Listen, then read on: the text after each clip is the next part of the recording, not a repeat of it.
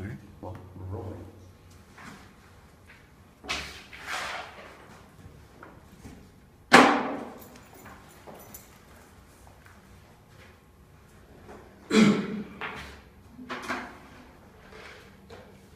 So I'm going to just do a quick introduction and then we'll get into it. You can read the poem. I will also read the poem. Hi everyone, this is Max. I'm here in Chicago with Matt, Jordan, Mark, and Adelia. And today we are going to read from Stanzas in Meditation, Stanza 2 by Gertrude Stein. I'll go ahead and read it and then we'll get into it. Stanza 2. I think very well of Susan, but I do not know her name. I think very well of Ellen, but which is not the same. I think very well of Paul, I tell him not to do so. I think very well of Francis Charles, but do I do so? I think very well of Thomas, but I do not do so. I think very well of not very well of William. I think very well of any very well of him. I think very well of him. It is remarkable how quickly they learn. But if they learn, and it is very remarkable how quickly they learn, it makes not only, but by and by. And they may not only be not here, but not there, which after all makes no difference. After all, this does not make any difference. I added it to it. I could rather be here. Okay, let's figure out what's going on. Let's start at the beginning, the first 2 lines. I think very well of Susan, but I do not know her name. I think very well of Ellen, but which is not the same. Any first impressions from that couplet? It's sort of a joke. I think very well of Susan, but I do not know her name. Right. It's true. It's a joke.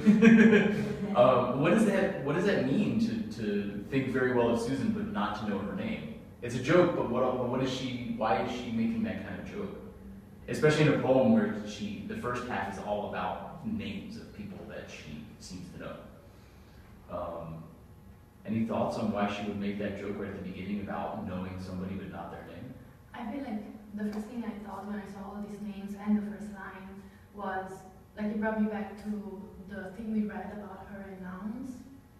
That she's like when you give a name to something and then you write about it, and that was very confusing for me. However, it immediately made me think of that. It's almost like, I think very well of Susan, she's obviously using a name of a person, but is that her name? Like, is she inventing names? Right. Is she, you know?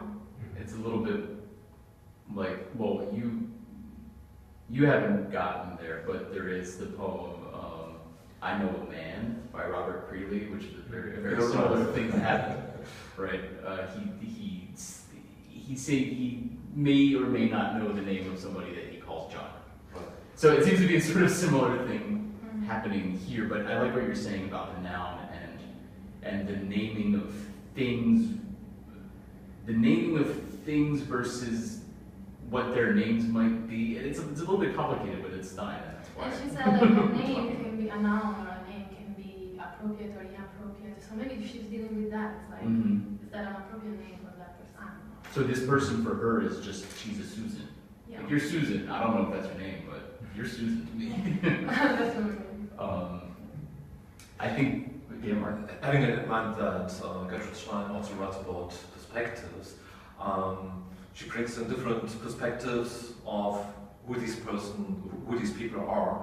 You have Susan, but it's not her name. Ellen it's not the same as Susan. Yeah. It's also about relations to different people. Sure. That she has different relations. No, that's a good point. Yeah. Okay. Let's think about that second line then, since you're calling our attention to that. I think very well of Ellen, but which is not the same. So as you're suggesting, this Ellen is a different person. So she has this social circle that so far includes a Susan and an Ellen. But why why say that Ellen is not the same, and how might that help us think a little bit more about Adelia's comment about nouns and naming? Or maybe that's a more complicated question than I think we even need to ask. What is she saying in that second line? I think very well of Ellen, but which is not the same. What does she mean by that, just in a basic sense? I think that's complicated too. Because Right. It's all complicated. what I would want her to say is, Ellen, who is not the same, but she says Right. which makes Yes. me think that the way that she thinks very well is different. And Not that's that what she's I, making the distinction yeah. between Ellen and Susan. yeah, in fact, I just underlined which. I was like, what is the which referring to? I think how well she thinks of these Yeah. two people. Yeah. Or maybe the name. Or the name, yes. I mean, you have to rhyme at the end, name and same, Yes. which links the two lines. You have the anaphora, I think very well off, and that goes Right, that goes for for half of 10 lines Yeah. or whatever. So you just called our attention to that rhyme there at the beginning. So these first two lines, does the form strike anybody as peculiar? It like sets you up for thinking that it's gonna make sense and it's Yeah. gonna be familiar, and then it Yeah. isn't ever again until like that one line in the middle. Does anybody want to gloss the meter real quick? Just, I think very well of Susan, but I do not know her name. I think very well of Ellen, but which is not the same. Right? So it starts to, Yeah. but that first line is almost it's almost a perfect like ballad meter line. I Yeah. think very well of Susan, but I do not In know. fact, It's I- like 50.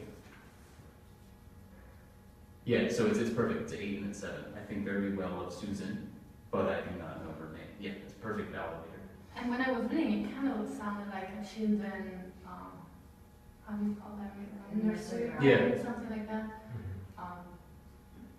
And I thought that was very funny also because the first lines are kind of ironic Right. in what she's saying, and you know, the magic of it, the sound of it was, in my opinion, also ironic. Like, I'm gonna do something nice and easy. Right. Right. And also the anaphora that Mark called our attention to, just that repetition has, I think, it suggests a little bit of the familiarity or what we would expect to be familiar, as Jordan pointed to, like you know, it's sort of systematic thing, right? Like A then B, A then C, A then D. So you kind of expect there to be some sort of sense in that. And I think it also has a little bit of that nursery rhyme quality that you're pointing to, Adelia, in terms of these kind of like didactic poems where you teach something by repeating Mhm. something, right? Like I must be good to my mother, I must be good to my father, you know, something like that, right? Like it's something didactic. And so here it's something about, it seems like she's talking about like good manners towards her friends or something. I think very well of Susan, I think very well of Ellen, I think very well of Paul. It's like how to be a good kid, right? Or just a good friend, I guess. I just scanned that. These are not ions, these are trochees. I think very well of Susan, but I do, yeah, you're right, yeah. Yeah, the trochees, yeah. So it's not quite the nursery rhyme. It's not Well, quite. we would expect ions. From the ballad meter, yes, we would expect ions like in Dickinson, for example. But you're right, it's trochees, which has an even more And like that also makes it a bit unnatural. You see, usually the natural rhythm or ions, it reminds me a bit of Wigglesworth, who the Puritan poet, who has all these trochees that makes it difficult to read. Even you had problems reading the poem. I think it was because of the meter. Yeah, I think you're right. I think it's not exactly what we expect, especially when we get to the second and third line. I think very well of Ellen, but which is not the same. So that first line is pure trochees, right? It's all trochees, right? But in the second line, it falls apart. I think very well of Ellen, but which is not the same. It becomes ions at the end. I think very well of Ellen, but which is not the same.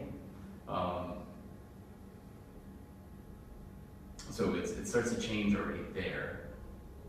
And then, so let's look at the rest of the lines that begin with "I think very well of." So this is the first, right, 10 or so lines. "I think very well of Paul, but I tell him not to do so." You put a button there, there's not a button. Oh, jeez. See? That's interesting. I was seeing the button in the above line, and I think also For metric purposes. for metric purposes, you want to do that. Yeah. And she wants to, geez, hey, that was interesting. Because she's really setting you up with that first line, and it's regular meter that you wanna start putting that meter in the rest of the poem, right? And she makes it impossible. I think very well of Paul, I tell him not to do so. I think very well of Francis Charles, but do I do so? Francis Charles is a funny name. I'm trying to think, because all the other names are single, right? Susan, Ellen, Paul, Thomas, William. Francis Charles sounds very aristocratic.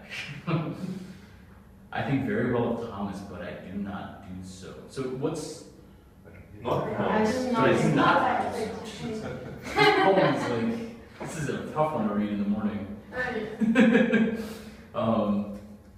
So what's happening with all of these names with Paul, Francis, Charles, Thomas? What's happening with these lines here? The funny thing to me is that they're all weird, incredibly weird, like syntax-wise and everything. However, they all make sense. Do you really? Yeah. That kind of struck me as super weird. Am I the only one who Yeah, makes we sense do in make this? sense, maybe? Maybe I'm just putting too much sense of my sense into something that's not there. Well, for example, I think very well of Paul. I tell him not to do so. It makes me think like he's a person full of himself. So it's like, you should not think too well of yourself. Okay. So that kind of makes sense. That's a great gloss. I think very well of Francis Charles, but do I do so? So here it makes me think like she's wondering. Do I really think well of him? I don't know. There is no question mark at the end, but Right. there is no There's no question marks punctuation ever at in the end. Stanza. Yeah. I think very well of Thomas, but I do not to do so. She's basically saying again, I do. I do think well of him. Because, double negation. And then, we got William, which is my favorite. Not because of the name, although it's a beautiful name. So, I think very well of not very well of William. It makes me think, like, I think very well of the bad parts of him. And then she goes on saying, I think very well of any very well of him. So I think very well of the good parts of him. And then she concludes saying, well, I think very well of him in general. Right. That's a great reading. Yeah, she's saying William, good and the bad. William is awesome. He gets 3 lines, and everybody else gets 1. That's true, yeah, he does get 3 lines, he is awesome. And I like how well of him and William are very, very similar. Right. Yeah, that's great. Well of William, That's well of so, him. yeah, Well that's of so him. cool. Yeah, that's a beautiful play with the sound there. I think she also stresses that she has different relations to these different people. I think very well of Paul. This could mean that she likes Paul, he's a very good friend of hers, and although she thinks very well of him, she also tells him not to do certain things. He's misbehaving. Sure. And then there's Francis Charles, also a good friend to her, but she thinks, I cannot tell him that he misbehaves. That's a good point. And then there's also the musicality in the poem. Do I do so? Do not do so? Right. I'm not quite sure about the double negation. Maybe you're right when you say the double negation stresses that she does so, but I think Gertrude Stein is also a very spontaneous writer. She goes back to an oral tradition. She doesn't think about what she's writing. She is writing everything that comes to her mind, and then probably we could neglect one of these knots, and this is just indication that she's making up her mind here. Right, that she's... But I do not process. And then she thinks about that, and then she continues the sentence, not to do so. So it's maybe just one not, and not two. And they all end in do so, those 3 lines now, as I'm seeing, which I hadn't quite noticed before. I like the... So we now have 2 readings of what's happening grammatically in these lines. Adelia has said that, especially with respect to these 3 lines, I think very well with Paul, Francis, Charles, and Thomas, that she's revising, she's qualifying what she has said in terms of what she thinks about them. I think very well with Paul, I tell him not to do so. You put it better than I did. I think very well with Francis Charles, but do I do so? She's questioning whether she really thinks well of him. Whereas Mark, you suggested that she's not necessarily qualifying the way she thinks about these people, but she's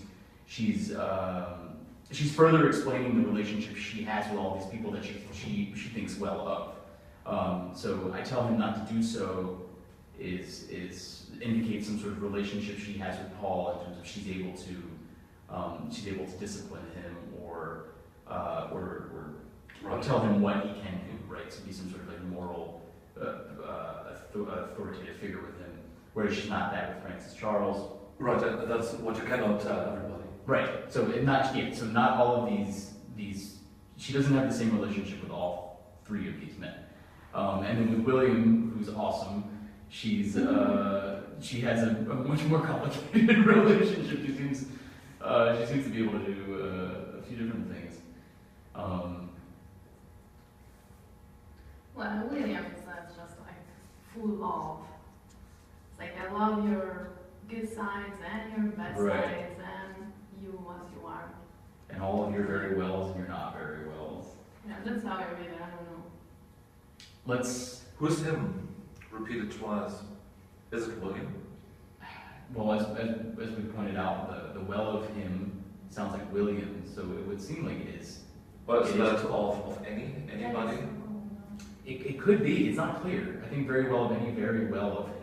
Right, because the any there introduces a little bit more ambiguity. I think very well of any, very well of him. It suddenly opens it back up to maybe the other preceding male characters that we have here.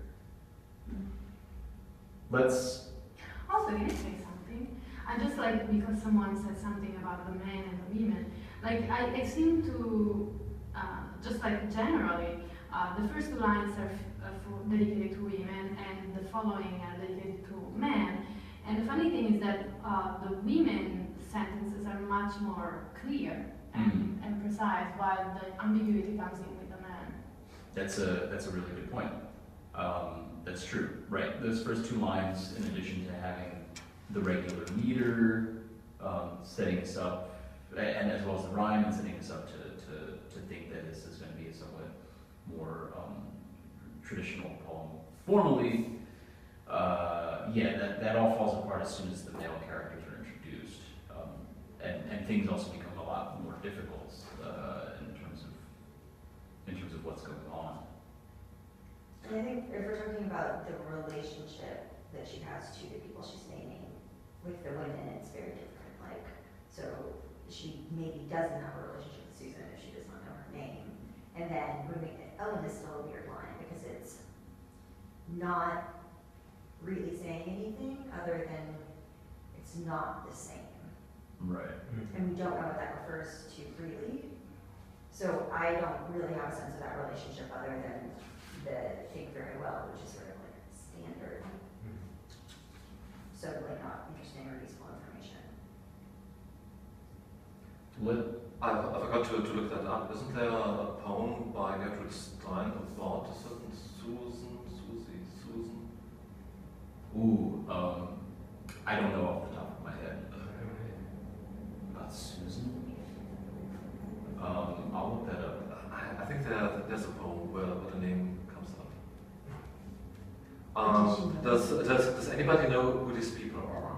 Susan, I don't think they're anybody. Paul? Is it son Paul? These aren't real people. She didn't write that. Why not Tom, Dick, or Harry? Yeah, right. It could have been Tom, Dick, or Harry. It's irrelevant. But This is one of the reasons I've never liked she doesn't use Stein's these things. verses, because there's just not a human connection. You feel Mm. that this is all put in for loftier purposes, not to connect with us or not to connect with the people Interesting. in our life. And so, yeah, the names are interchangeable. You can put in any names you want. But they're all very, they're all good Christian names, I would say, right? Like we have, as Mark said, St. Paul, for example. Thomas Becket. Sure, Thomas Becket, yeah. St. Francis. St. Thomas, I mean, William the Conqueror. Like these are all like, these are all very Standard American names. standard American names, yeah. William Names. Conqueror. Yes, Yeah, very William important. the Conqueror, yeah. Francis Charles, I don't know who that is. But yeah, we don't really have many like, I don't know. Barracks. Barras.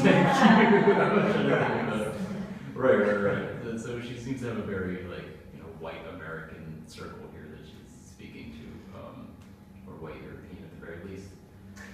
Nice. When I saw your Moby Dick edition, a scene that came to my mind was the scene when Ishmael asks, "Why is Ahab called Ahab?"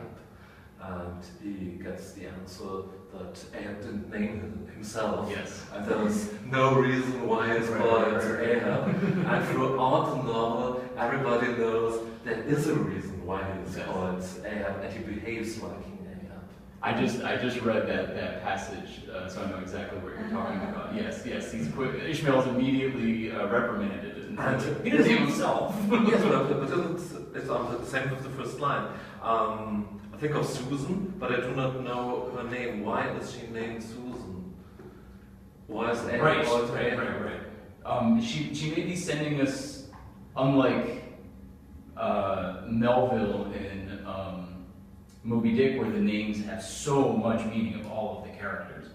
Although they didn't name themselves. All they didn't name themselves, but Melville named them. Here it seems like she almost wants to send us on a wild goose chase with the meaning of the names, right? Like Paul. I mean, we can sit here and be like, who's Paul? Who's William? But we're never going to know. As Matt was saying, I mean, these people are here. These names are here not necessarily to refer to people either that she knew or even like historical figures or biblical figures or literary characters. They just seem to be there to satisfy something else in the poem that she's pursuing, which we're not quite clear on yet. How about we switch to the second half of the poem? It is remarkable how quickly they learn. So there's a big change in gears here from the anaphora, I think very well, to suddenly something has changed. We're in a different place. We're pursuing a different idea, or the same idea but in a different way. It is remarkable how quickly they learn, but if they learn, and it is very remarkable how quickly they learn. It makes not only but by and by. And they may not only be not here, but not there, which after all makes no difference. Jeez, all right, so what the heck is going on here? I would stop earlier. I would stop in the line, it makes not only but by and by. Yes. Because they have the learning, and after that you have the contrast between here, there, be here. So these three lines are about learning, are properly learning names. Mm-hmm. Different names. These two lines with it makes not only but by and by, and they may not only be not here but not there. No, I would stop earlier. And then the learning, to me, refers back to The very first line. what happened before. Namely, what you got to know all these people, Susan, Alan, Paul, etc. Mm-hmm. So she's talking, it's remarkable how quickly they learn. So she's talking about the they, there, Susan, Ellen, Paul, Francis, etc., right? Isn't learning also a process of making relations, connecting things? Sure. And in the first bit, we also have relations and connections. Connections between people. Right. But then she turns it around and says, but if they learn. So she's questioning whether they've learned. But if whether they are connected, whether they have relations. Mm-hmm. or whether they've learned the lesson that she has taught them. Ah, Is that right? I mean, she. I'm not sure what the lesson is. Remarkable how quickly they learn. So how quickly they come into their sort of, I don't know, into some kind of knowledge or wisdom. But if they learn, it is very remarkable how quickly they learn. But if they learn, it is very remarkable how. It's remarkable how quickly they learn. But if they learn, it is very remarkable how quickly they learn. Jeez. She's like forcing both. Mm. And it doesn't make sense, but she's reinforcing both. So it is remarkable they are learning, established they're learning. But says, okay, maybe they're not learning, but then she comes back and says, okay, but they do learn. So both of those are there, and she doesn't let them get reconciled. Mm-hmm. I feel like, to me, like the first thing I noticed is how she's dealing with these people, whoever they are, with children, like children. I immediately saw like, oh, she's talking about children or treating them like children. Mm-hmm. We never would say, oh, it's remarkable how quickly he's learning. Right. It would be really condescending. Yeah, so either she's being very condescending towards whoever these people are, if they're real, or she's treating all of them as children, as a choice. Mhm. Can I have your attention, please? Good afternoon. Please join us now in the Winter Garden on the 9th floor for a day of play. Come play games, Let's go! activities. Speaking of children, Winter Garden on the 9th floor. Zach, edit this out, please. Okay, 3, 2, Well, that was 1. a perfect. Geez, where were we? Okay, we were talking about. Sorry, Adelia, you were talking, right? Yes, okay. Okay. Yeah. The talking she did talk after a lot of people in her poetry, I think, so that wouldn't be out of place. I wouldn't put it past her. Yeah. To be condescending. Mm-hmm. She really thought she was a genius, and she acted like it. Mm-hmm. And she had lots of cool genius friends that she made them feel stupid. When I read her, I really feel like maybe she's like 20,000 steps ahead of us, and Sure. everything she writes actually does make sense. It's just that our small minds cannot get it. That's And- what I feel like. She would like hanging out with you. I'm sure she would. But that's a good point. I mean, and that's helpful. That's something helpful to for approaching this poem, right? In terms of what we're just saying, how quickly they learn. Just this whole idea, this almost like condescending, like pedantic, didactic tone that she has. I mean, like oh, it's amazing how quickly you learn. Like, maybe you'll catch up to me. Right? She seems to be wanting to give some kind of lesson in this, right? I mean, she. Right. That's sort of the nursery rhyme tone of the first half in terms of sorting out all these relations, right, between people and the way that we're supposed to think of them. And then she turns around and she's like, oh, it's remarkable how quickly you're all going to learn, like, what I already know. Yeah. But if they learn. But if they learn, right. Lots of questions, Right. but they really learn. I think that if they learn is actually the introduction of the following verse. She's creating a condition. If this is true, it's still like, it makes not only but by and by, which is the sentence that puzzles me the most in the Right. whole poem. But Maybe- it kind of like, which after all makes no difference. So even if it is true, all that, and there's a part I don't know the meaning of, it's like it still makes no difference. Maybe it is Because they're not clear, they're not- like Paul. I tell him not to do so, so she is teaching him how to behave correctly, how to behave well. And she thinks very well of Paul, so from time to time he behaves the way he should behave. So if he learns, it's remarkable how quickly he learns, just to impress me. Say that again. Does that make sense? No, not to me. Back to line 3. I tell Paul not to do so. Well, actually, she says I tell him not to do so, but it refers properly to Paul. I tell him not to do so because he misbehaves. But I think very well of Paul. That means that he is behaving well. So, if he learns very remarkable. It's remarkable that he quickly learns. How quickly he learns. Does that make sense? But so we're looking at the but if they learn, and it is very remarkable how quickly they learn. It makes not only but by and by. So is she calling into question whether these students of hers, Paul, Thomas, whether they have learned at all? No, it's the condition that Odile was talking about. So, if they learn, they also do other things. But if they learn, it is very remarkable how quickly they learn. So when they do learn, they do so quickly. Okay. Well, to me, that verse is all condition. So if they learn, so I paraphrase it like this. But if it is true that they learn, and it is very remarkable, it is true that it's very remarkable how quickly they learn. It makes not only by and by, blah blah blah, which after all makes no difference. So who cares how quickly they learn? Sorry. So but if they learn, in brackets, and it is remarkable how quickly they learn, it makes not only, so if they learn, it makes not only but by and by, and they may not only be not here, but not there, which I only feel is.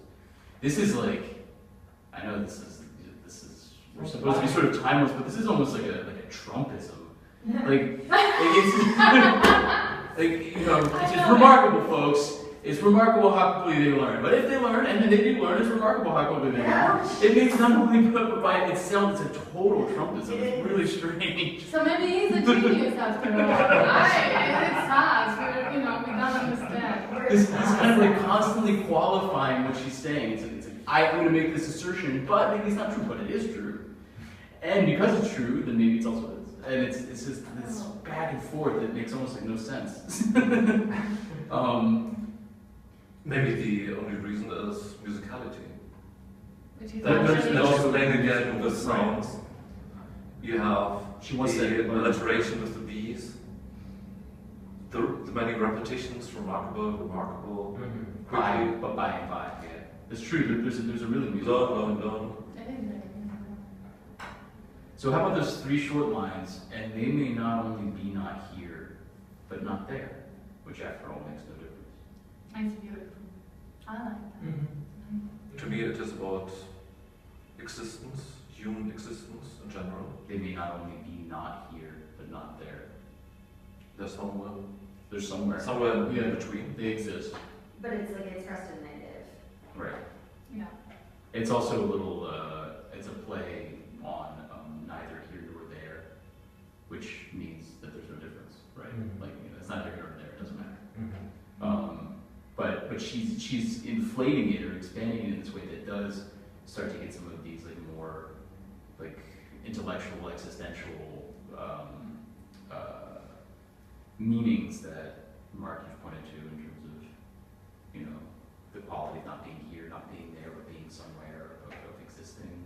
Mm-hmm. But it after all makes no difference. Huh. What do you read? Yes, it doesn't make a difference whether somebody is Is here or here or not here or not there. or there or not there, right? Somewhere in between. She is just happy that these people exist. And then in one last line, she is anticipating Facebook. I add them. I add it to it. And I love that. then this wonderful musicality. Mm-hmm. She repeats add, then she anticipates the it in add, it. Well, actually, what she's doing, which I really love in the last three verses, is that she's taking.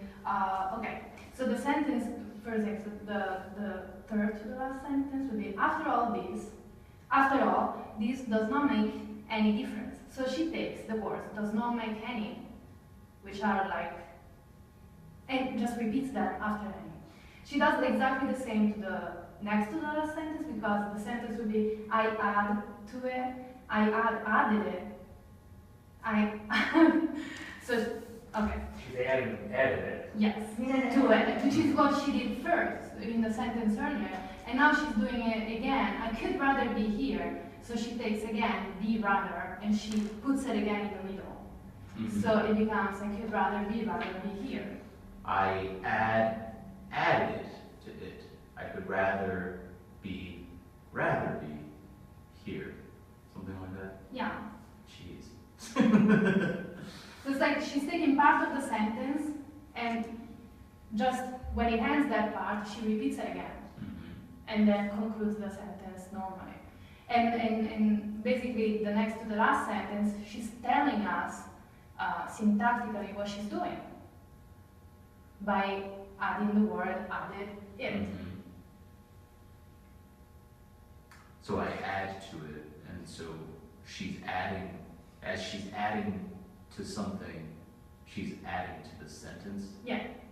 Yeah. Holy cow! I Yeah, added to it.